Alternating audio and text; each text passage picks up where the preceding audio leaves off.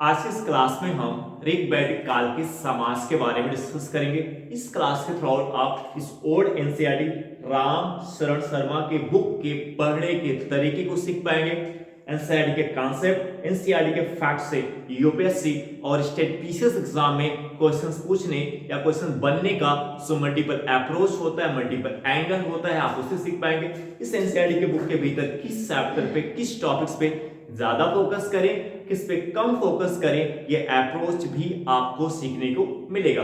यदि आपको short notes बनाना नहीं आता है तो धीरे धीरे आप शॉर्ट नोट्स बनाना भी सीख जाएंगे।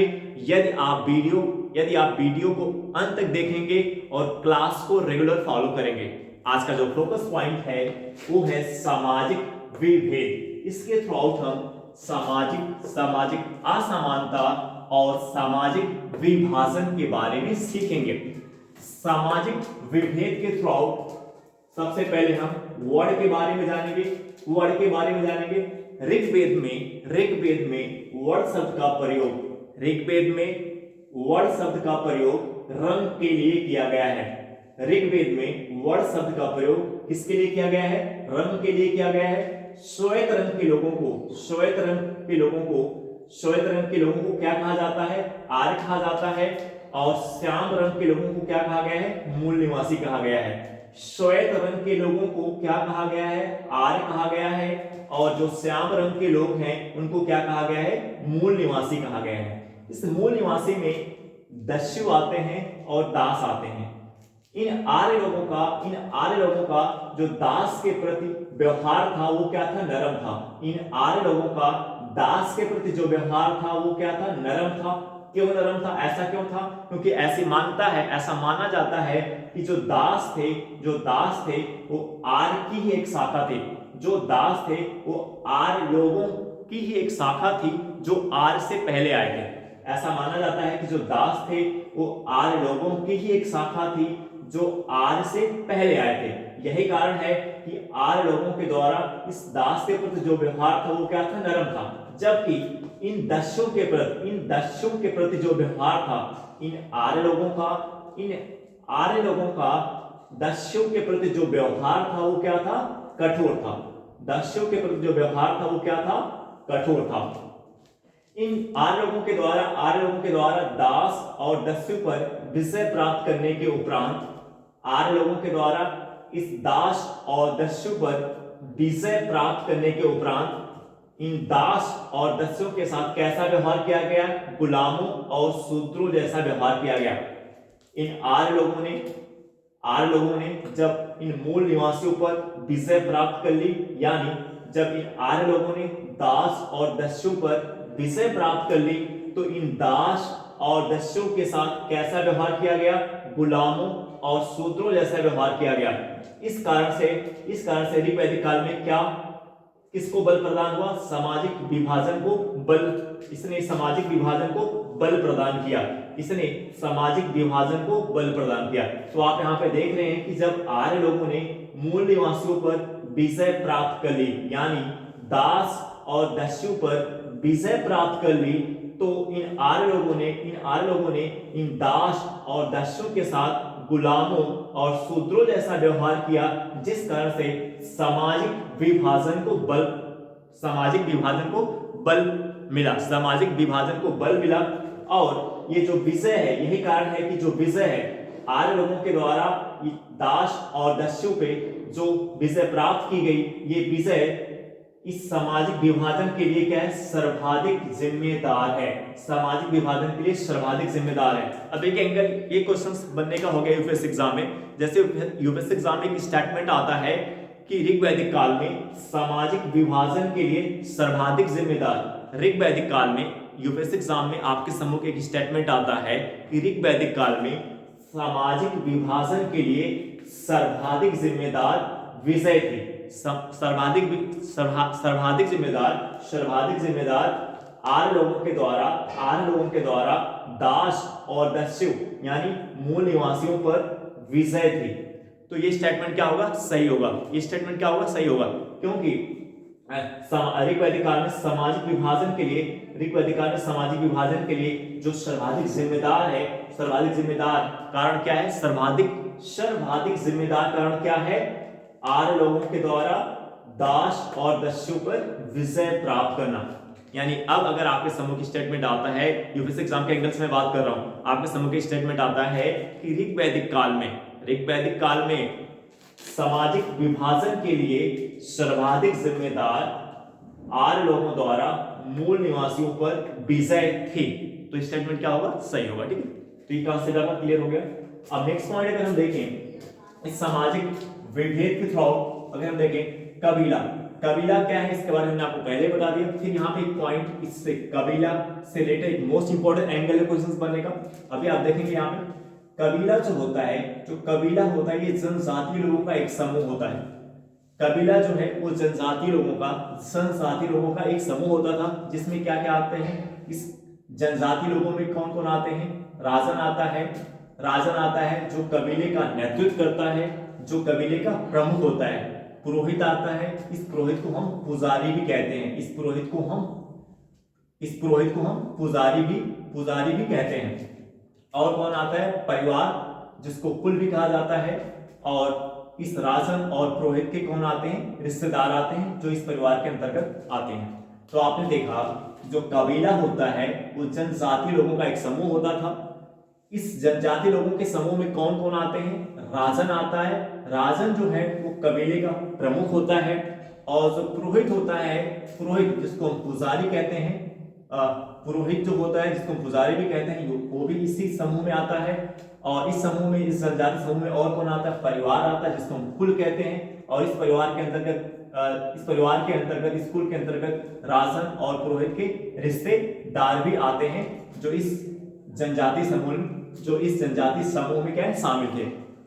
तो इस जनजाति समूह में कौन कौन आ रहा है, राजन आ रहा है, पुरोहित आ रहा है, परिवार जिसको हम कुल भी कहते हैं। और इस परिवार के अंतर्गत जो रिश्तेदार है, किसके रिश्तेदार, राजन और पुरोहित के जो रिश्तेदार है वो भी इस जनजाति समूह के अंतर्गत आते हैं। तो जो लूट का जो युद्ध होता था, हमने आपको पहले बताया था, इसके पहले वाली क्लास में मैंने आपको बताया था कि ऋग वैदिक काल में धन का महत्वपूर्ण स्रोत क्या था, गाय था। ऋग वैदिक काल में धन का महत्वपूर्ण स्रोत क्या था, गाय था। और इन गायों के लिए युद्ध होता रहता था कबीले के द्वारा। एक कबीले से दूसरे कबीले के बीच जो युद्ध होता था, किसके लिए होता था, इन गायों के लिए युद्ध होता रहता था। तो इन गायों के लिए जो युद्ध होता था, तो इसमें जो लूट का हिस्सा होता था, जो लूट का बड़ा हिस्सा होता था युद्ध में, गायों के लिए जो युद्ध होता था उसमें जो लूट का बड़ा हिस्सा होता था, लूट का बड़ा हिस्सा किसको प्राप्त होता था, राजन को प्राप्त होता था और पुरोहित को प्राप्त होता था। गाय ऋग वैदिक काल में धन का महत्वपूर्ण स्रोत क्या था, गाय था। इस गाय के लिए युद्ध होता रहता था। और युद्ध में जो लूट का बड़ा हिस्सा प्राप्त होता था, लूट का जो बड़ा हिस्सा है वो किसके पास जाता था, राजन के पास और पुरोहित के पास। तो इससे जो है राजन और पुरोहित ये जो है इन रिश्तेदारों से, परिवार और कुल से क्या हो गए, धनी हो गए। युद्ध में जो युद्ध होता था, उस युद्ध में जो लूट का बड़ा हिस्सा होता था, युद्ध में जो लूट का बड़ा हिस्सा होता था वो किसके पास जाता था, राजन के पास, पुरोहित के पास। इस कारण से जो राजन है, पुरोहित है, ये काफी धनी हो गए। किसकी तुलना में, अपने रिश्तेदारों की तुलना में, अपने रिश्तेदारों की तुलना में ये जो राजन है, ये पुरोहित है, ये काफी धनी हो गए, काफी समृद्ध हो गए। जो इस कारण से ऋग वैदिक काल में सामाजिक असमानता को बल मिला। तो इस कारण से ऋग वैदिक काल में सामाजिक असमानता को बल मिला। यानी युद्ध में जो लूट का हिस्सा डिस्ट्रीब्यूट किया जाता था, जो लूट का हिस्सा लोगों के बीच बांटा जाता था, युद्ध में कबीले के बीच, युद्ध में जो लूट का, युद्ध में जो हिस्सा, युद्ध में जो बड़े पैमाने पर जो लूट की वस्तुएं प्राप्त होती थी, युद्ध में बड़े पैमाने पर जो लूट की वस्तुएं प्राप्त होती थी, उसमें से एक बड़ा हिस्सा राजन और पुरोहित को जाता था, जिस कारण से ये अपने रिश्तेदारों की तुलना में काफी धनी हो गए। और इस कारण से ऋग वैदिक काल में सामाजिक असमानता को बल मिला। यानी सामाजिक असमानता, ऋग वैदिक काल में सामाजिक असमानता का एक कारण क्या है, धन, जो लूट का हिस्सा है, लूट का जो हिस्सा है वो ऋग वैदिक काल में सामाजिक असमानता का भी क्या है, कारण है। धीरे धीरे ये जो आपका कबीला है, कितने पार्ट में डिवाइड हो गया, धीरे धीरे आपका जो कबीला है, इस कारण से धीरे धीरे आपका जो कबीला है, आपका कबीला कितने पार्ट में विभाजित हो गया, योद्धा, पुजारी, आम लोग। और धीरे धीरे ये जो आपका कबीला है आगे चल करके 3 हिस्सों में विभाजित हो जाता है, योद्धा, पुजारी और आम लोग। इस आम लोग में कौन आते हैं, कृषक आता है, व्यापारी आता है और कौन आता है, कारीगर आता है। और इसी प्रकार का विभाजन हमें कहां पे देखने को मिलता है, ईरान में देखने को मिलता है। जिस प्रकार से भारत में हमें कबीले का विभाजन 3 हिस्सों में देखने को मिलता है, योद्धा, पुजारी, आम लोग, जिसमें कृषक आ रहा है, व्यापारी शामिल है, कारीगर। इसी प्रकार का विभाजन हमें कहां पे देखने को मिलता है, ईरान में देखने को मिलता है। अब ये एक ऐसा शब्द है, जियोग्राफी का टर्म है, तो आपको पता होना चाहिए कि विश्व के मैप में ईरान कहां पर स्थित है। अगर आपको नहीं पता है तो ये आपकी जिम्मेदारी है। अगर आपको यूपीएससी एग्जाम और स्टेट बिजनेस एग्जाम क्लियर करना है और आपको ये नहीं पता है कि ईरान विश्व के मैप में कहां पे, तो इसी समय आपको प्रयास करना है, आपको मैप में, विश्व के मैप में आपको देखना है कि ईरान कहां पर स्थित है और ईरान के आसपास कौन से देश हैं जो ईरान के साथ अपनी सीमा को साझा करते, शेयर करते। इससे आपकी जियोग्राफी पे भी पकड़ बनेगी। अंतिम इस कबीले का जो अंतिम चौथा हिस्सा जो हमें देखने को मिलता है, शूद्र के रूप में देखने को मिलता है। कबीले का जो एक पार्ट है वो शूद्र, जो चौथा हिस्सा इस कबीले का जो 4th पार्ट है वो शूद्र के रूप में देखने को मिलता है। इसका जो विभाजन है ये ऋग वैदिक काल के अंत में हुआ। यानी इस कबीले का जो 4th पार्ट है, इस कबीले का जो 4th पार्ट है, चौथा हिस्सा है, वो कौन है, शूद्र है। और इसका जो ये कब देखने को मिलता है, हमें ऋग वैदिक काल के अंत में देखने को मिलता है। इस कबीले का जो 4th पार्ट है वो कौन है, शूद्र है। इस कबीले का जो चौथा हिस्सा है, चौथा विभाजन है, कौन है, शूद्र है। लेकिन इसका विभाजन हमें ऋग वैदिक काल के अंत में देखने को मिलता है, हाल के संस्करण में पहली बार ऋग्वेद के 10वें अध्याय में शूद्र शब्द का उल्लेख मिलता है। हाल के संस्करण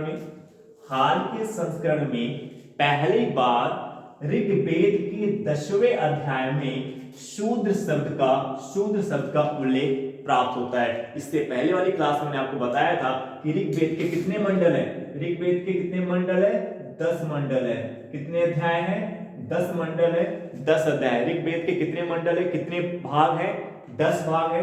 ऋग्वेद के कितने मंडल या कितने अध्याय या कितने पार्ट है, 10 पार्ट है। और आपको शूद्र का जो उल्लेख है वो किस में देखने को मिल रहा है, शूद्र का उल्लेख आपको ऋग्वेद के 10वें मंडल में देखने को मिल रहा है। शूद्र शब्द का उल्लेख आपको ऋग्वेद के 10वें मंडल में यानी 10वें अध्याय में आपको देखने को मिल रहा है। यही कारण आपने कहा कि जो शूद्र शब्द है, इस कबीले का जो 4th पार्ट है, जो चौथा हिस्सा है, शूद्र है, जो चौथा विभाजन किसके रूप में हो रहा है, शूद्र के रूप में हो रहा है, वो आपको ऋग वैदिक काल के अंत में देखने को मिलता है। क्यों? क्योंकि आपको भी हमने आपको बताया कि हाल के संस्करण में पहली बार शूद्र शब्द का उल्लेख ऋग्वेद के 10वें अध्याय में हमें देखने को प्राप्त होता है। अब मोस्ट इंपोर्टेंट एंगल एक यहाँ पे देखिए जो क्वेश्चन बनेगा पुरोहित को लेकर के। पुरोहित को हम पुजारी भी कहते हैं, पुरोहित को पुजारी के नाम से भी जाना जाता है। पुजारियों को उपहार के रूप में गाय दिया जाता था। इन पुजारियों को उपहार के रूप में क्या देते थे, गाय देते थे, क्योंकि अभी हमने आपको बताया कि जो गाय होता था वो धन का महत्वपूर्ण जो गाय है वो धन का महत्वपूर्ण स्रोत होता था। इन पुजारियों को उपहार में गाय दिया जाता था। गाय के साथ क्या देते थे, दास। पुजारियों को उपहार में और क्या देते थे, दास देते थे। इनमें घरेलू परियोजनों के लिए ये जो दास होते थे, किसके लिए होते थे, घरेलू परियोजना के लिए ये जो दास होते थे, ये जो दास इन पुजारियों को उपहार में दिए जाते थे। पुजारियों को उपहार में जो दास दिए जाते थे, इनमें ये किसके लिए होते थे, घरेलू परियोजनों के लिए होते थे। इनमें मुख्यतः कौन होती थी, महिलाएं। मुख्यतः कौन थी इसमें, महिलाएं होती थी, और ये जो गुलामों का इस्तेमाल इसके संबंध में बॉर्डर एंगल ये है, इन गुलामों का इस्तेमाल, इन गुलामों यानी जो दास होते थे, जो गुलाम होते थे, गुलामों का इस्तेमाल कृषि या अन्य उत्पादक गतिविधियों के लिए नहीं किया गया था। इन गुलामों का इस्तेमाल कृषि या अन्य उत्पादक गतिविधियों के लिए नहीं किया गया था। क्योंकि इसके पीछे क्या कारण हो सकता है, इसके पीछे कारण ये हो सकता है क्योंकि ऋग्वैदिक काल में जो कृषि का आधार वो बहुत ही छोटा है। ऋग्वैदिक काल में जो कृषि का आधार वो बहुत ही छोटा है, कृषि बहुत ही छोटे हिस्से पे हो रही, यानी बड़े हिस्से पर नहीं हो रही। क्योंकि ऋग्वैदिक काल में कृषि का जो आधार है वो बहुत छोटा है, और कृषि का जब आधार छोटा होगा तो व्यापार, जो व्यापारिक मूवमेंट होगा वो भी क्या होगा, व्यापार भी क्या होगा, बहुत ही छोटे स्तर पर होगा। जब व्यापार बहुत ही छोटे स्तर पर होगा तो उस लेवल के लिए, जो कृषि छोटे स्तर पर हो रही है तो व्यापार भी बहुत छोटे स्तर पर है, तो उस स्तर के लिए हमें बहुत बड़े पैमाने पर हमें लोगों की जरूरत नहीं पड़ेगी। तो इस कारण से दासों की आवश्यकता यानी गुलामों की आवश्यकता उसके लिए महसूस नहीं हुई होगी। इस कारण से दासों या गुलामों की आवश्यकता कृषि या जो छोटे स्तर पर व्यापार हो रहा था वहां पर उतनी जरूरत इनकी नहीं थी, इसलिए इनका इस्तेमाल, गुलामों का इस्तेमाल कृषि या अन्य उत्पादक गतिविधियों के लिए नहीं किया गया होगा। तो आपने यहाँ पे एक पॉइंट सीखा कि जो पुजारियों को दास उपहार के रूप में दिया जा रहा है, मुख्यतः किसके लिए दिया जा रहा है, घरेलू परियोजनाओं के लिए। ये किसके लिए होते थे, घरेलू परियोजनाओं के लिए। इसमें कौन होती थी, मुख्यतः कौन होती थी, महिलाएं होती थी। कौन होती थी, महिलाएं होती थी। जो किसके लिए होती थी, मुख्यतः घरेलू परियोजनाओं के लिए होती थी। यहाँ पे एक पॉइंट, दास को लेकर एक पॉइंट यहाँ पे है कि गुलामों का इस्तेमाल ऋग्वैदिक काल में, गुलामों का इस्तेमाल कृषि या अन्य उत्पादक गतिविधियों के लिए नहीं किया गया था। ऋग्वैदिक काल में गुलामों का इस्तेमाल कृषि या अन्य उत्पादक गतिविधियों के लिए नहीं किया गया था। ऐसा क्यों, क्योंकि अभी हमने आपको बताया कि ऋग्वैदिक काल में जो कृषि का आधार बहुत ही छोटा है, तो जब कृषि का आधार बहुत ही छोटा होगा तो वहां पे आपको जो दास है या गुलाम है उनकी बहुत ज्यादा जरूरत वहां पे आपको नहीं होगी। और अन्य उत्पादक मतलब जो व्यापार होते हैं कृषि से संबंधित, क्योंकि जब कृषि का आधार छोटा होगा तो व्यापार भी छोटा होगा, व्यापारिक मूवमेंट, व्यापारिक गतिविधियां भी यानी उत्पादन की गतिविधियां भी बहुत ही क्या होंगी, छोटी होंगी। तो जब छोटी होंगी तो ऐसे में यहाँ पे भी आपको बड़े पैमाने पर आपको गुलामों की जरूरत नहीं है, दासों की जरूरत नहीं है। तो इस कारण से इन सब के लिए यानी कृषि और अन्य उत्पादक गतिविधियों के लिए इन गुलामों का इस्तेमाल नहीं किया गया। एक पॉइंट आपको क्लियर हो गया। अब मोस्ट इंपॉर्टेंट फैक्ट है ये व्यवसायों पर आधारित भेदभाव। मोस्ट इंपॉर्टेंट एंगल है यूपीएससी एग्जाम में क्वेश्चन बनने का। यहाँ पे आपको सीखने को मिल रहा है कि ऋग्वैदिक काल में व्यवसायों पर आधारित भेदभाव शुरू हो गया था। मोस्ट इंपॉर्टेंट एंगल है। क्या सीखने को मिल रहा है, एनसीईआरटी का कांसेप्ट हमें क्या सिखा रहा है कि ऋग्वैदिक काल में व्यवसायों पर आधारित भेदभाव शुरू हो गया था, लेकिन यह क्या था, सूक्ष्म था, यानी बहुत ही छोटे स्तर पर था। हम क्या सीख पा रहे हैं, एनसीईआरटी की बुक के थोड़े में क्या सीखने को मिल रहा है कि ऋग्वैदिक काल में व्यवसायों पर आधारित भेदभाव शुरू हो गया था, लेकिन ये क्या था, बहुत ही सूक्ष्म था, यानी बहुत ही छोटे स्तर पर था। ऐसा क्यों, कैसे हमें पता चलता है कि ये हमें कैसे पता चलता है कि व्यवसायों पर आधारित भेदभाव शुरू हो गया था और ये बहुत ही सूक्ष्म स्तर पर था, और ये बहुत ही सूक्ष्म था, यानी बहुत ही छोटे स्तर पर था। कैसे पता चलता है, यहाँ पे देखिए एक एग्जांपल हमें देखने को मिलता है जहाँ पे परिवार का एक सदस्य कहता है कि मैं कवि हूँ। जहाँ पर हमें एक ऐसा एग्जांपल मिलता है जहाँ पर परिवार का एक सदस्य कहता है मैं कवि हूँ, पिता चिकित्सक है और माँ क्या है, चक्की चलाने वाली। आपको एक एग्जांपल क्या देखने को मिलता है, आपको एग्जांपल ही देखने को मिलता है, परिवार का एक सदस्य कहता है मैं कवि हूँ, पिता चिकित्सक है, माँ क्या है, चक्की चलाने वाली है। तो इस एग्जांपल से क्लियर हो जा रहा है कि ऋग्वैदिक काल में जो व्यवसायों पर आधारित भेदभाव था जो शुरू हो गया था लेकिन ये सूक्ष्म था, यानी बहुत ही छोटे स्तर पर था, बहुत ही छोटे स्तर पर था, बहुत ही छोटे स्तर पर था। कैसे पता चलता है?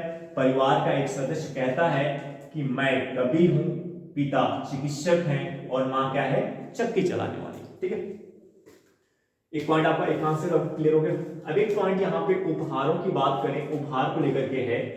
यहाँ पे जो हमने आपको कहा उपहार, अभी आपने देखा कि ये जो पुरोहित हैं, ये जो पुजारी हैं, इनको उपहार के रूप में क्या दिया जा रहा है? गाय दिया जा रहा है, दास दिया जा रहा है। तो अब हम ये सीखेंगे कि इन पुरोहितों को उपहार के रूप में क्या नहीं दिया गया। इन पुरोहित को उपहार के रूप में क्या नहीं दिया गया? तो उपहार के रूप में इनको भूमि नहीं दी गई।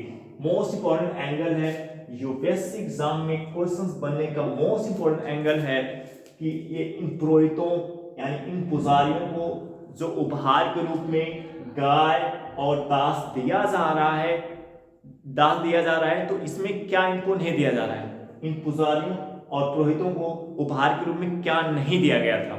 ऋग्वैदिक काल में इन पुरोहितों को यानी जो पुजारी हैं, इनको उपहार के रूप में क्या नहीं दिया गया था? तो क्या नहीं दिया गया था? भूमि नहीं दिया गया था। क्यों नहीं दिया गया था? क्योंकि अभी आपने आपको बताया कि ऋग्वैदिक काल में जो कृषि का आधार बहुत ही छोटा है, बहुत ही छोटे स्तर पर हो रहा है, तो ऐसे में जो जमीन है, जो भूमि है, उसका महत्व उतना नहीं है। और जो ऋग्वैदिक काल की अर्थव्यवस्था है वो पशुचारण पर आधारित है। ऋग्वैदिक काल की जो अर्थव्यवस्था है वो पशुचारण पर आधारित है, क्योंकि अभी हमने आपको बताया कि जो ऋग्वैदिक काल के अर्थव्यवस्था का जो मुख्य स्रोत है वो गाय है। गाय धन का महत्वपूर्ण स्रोत है। तो ऐसे में गाय के लिए चारे की जरूरत पड़ती है। तो जो चारे के लिए जो हमें चारे की जरूरत पड़ती है, तो चारे के लिए जो जमीन यूटिलाइज किया जा रहा है उसी पर्पस से ज्यादा यूटिलाइज किया जा रहा है। तो जो जमीन है ऋग्वैदिक काल में, जो लैंड है, जो भूमि है, किसके पर्पस से यूटिलाइज किया जा रहा है? मोस्टली चारे के पर्पस से, यानी पशुचारण के लिए उसका प्रयोग किया जा रहा है। ऋग्वैदिक काल में जो भूमि है मुख्यतः उसका प्रयोग किसके लिए किया जा रहा है? पशुचारण के लिए किया जा रहा है, क्योंकि गाय जो है ऋग्वैदिक काल में धन का महत्वपूर्ण स्रोत है। तो ऐसे में जो हमारी जो ऋग्वैदिक काल की जमीन है, जो भूमि है, उसको हम मुख्यतः किसके लिए यूटिलाइज कर रहे हैं? पशुचारण के लिए। कृषि के लिए भी यूटिलाइज हो रहा है, लेकिन बहुत ही छोटे स्तर पर, यानी जो कृषि है वो अर्थव्यवस्था का मुख्य स्रोत नहीं है। अर्थव्यवस्था का जो मुख्य स्रोत है वो गाय है। क्योंकि आपने देखा, एक कॉन्सेप्ट आपने ये भी सीखा कि ऋग्वैदिक काल में जो युद्ध हो रहा है किसके लिए हो रहा है? गायों के लिए हो रहा है। युद्ध किसके लिए हो रहा है? गायों के लिए हो रहा है, क्योंकि गाय जो है अर्थव्यवस्था में इकोनॉमिक्स में एक इम्पोर्टेंट रोल प्ले कर रही है। तो जो हम ऋग्वैदिक काल में जो जमीन को यूटिलाइज किया जा रहा है वो पशुचारण के लिए, यानी जमीन का महत्व वो पशु के लिए जो चारा उसमें बोया जा रहा है उसके पर्पस से इंपॉर्टेंस है, ना कि कृषि के पर्पस उतना इंपॉर्टेंट है। तो यही कारण है कि जो ये भूमि है, इस भूमि का इंपॉर्टेंस किसके लिए? पशुचारण के लिए। कृषि के लिए इसका उतना इंपॉर्टेंस नहीं है, क्योंकि कृषि बहुत ही छोटे स्तर पर हो रही है। तो इस कारण से भूमि का महत्व उतना ज्यादा नहीं है। ऋग्वैदिक काल में जो भूमि का महत्व है वो बहुत ज्यादा नहीं है, उतना इंपॉर्टेंस ऋग्वैदिक काल में भूमि का नहीं है, जितना क्या है गाय का था उतना इंपॉर्टेंस भूमि का नहीं था। तो ये कारण है कि ऋग्वैदिक काल में भूमि को उपहार के रूप में नहीं दिया गया। अनाज की बात करें तो ऋग्वैदिक काल में जो अनाज है वो क्या है? दुर्लभ है। मतलब बहुत ही ना के बराबर है। दुर्लभ मतलब बहुत ही ना के बराबर, नगण्य, ना के बराबर है। ऐसा क्यों? क्योंकि अभी हमने आपको बताया, यहाँ पे वही पॉइंट है, क्योंकि जो ऋग्वैदिक काल में भूमि है उसका उपयोग कृषि के लिए मुख्यतः नहीं किया जा रहा है। कृषि के लिए उसका उपयोग बहुत ही छोटे स्तर पर हो रहा है, बहुत ही नाम मात्र का हो रहा है, छोटे स्तर पर हो रहा है। तो जब छोटे स्तर पर होगा तो जो अनाज का उत्पादन होगा वो भी बहुत ही कम होगा। जब अनाज का उत्पादन बहुत ही कम होगा तो कैसे आप अनाज को दे पाओगे उपहार के रूप में? क्योंकि अगर हम अनाज को उपहार के रूप में दे रहे हैं तो अनाज भी तो होना चाहिए। लेकिन ऋग्वैदिक काल में जो हम देखते हैं उपहार के रूप में पुरोहितों को, ब्राह्मणों को जो ऋग्वैदिक काल में उपहार के रूप में दिया गया, उसमें गाय को बड़े पैमाने पर दिया गया और उसके बाद दासों को दिया गया। और दासों में मुख्यतः किस प्रयोजन के लिए? घरेलू प्रयोजनों के लिए मुख्यतः उनको दिया जा रहा है, जिसमें मुख्यतः कौन सी शामिल थी? महिलाएं शामिल थी। कहीं पे भी हमें अनाज का उल्लेख नहीं मिलता है कि हमें अनाज को बड़े पैमाने पर ऋग्वैदिक काल में उपहार के रूप में कहीं पे अनाज को बड़े पैमाने पर दिया गया हो, ऐसा कहीं उल्लेख हमें नहीं प्राप्त होगा। तो जो अनाज है, जो उपहार की बात करें, उपहार में जो एक अनाज आता है तो अनाज क्या है? दुर्लभ, यानी अनाज को बहुत ही कम, ना के नगड़, ना के बराबर हमें देखने को मिलता है, हमें बहुत ही ना के बराबर, नगड़ के बराबर देखने को मिलता है कि जो अनाज को उपहार के रूप में दिया गया है। तो हम क्या कह रहे हैं यहाँ पे, उपहार के रूप में जो अनाज है वो क्या है, बहुत ही दुर्लभ है। अनाज देने के जो एग्जाम्पल है उपहार के रूप में, कहीं किस ब्राह्मणों को यदि हम उपहार के रूप में ब्राह्मणों को यदि हम अनाज देने की बात कर रहे हैं तो ये बहुत दुर्लभ है, बहुत ही कम है, ना के बराबर देखने को मिलता है। तो क्लियर हो गया मोस्ट इंपोर्टेंट एंगल है क्वेश्चन पढ़ने का। आई होप कि क्लास आपको समझ में आई होगी, हम आपसे नेक्स्ट वीडियो में मिलेंगे। ओके।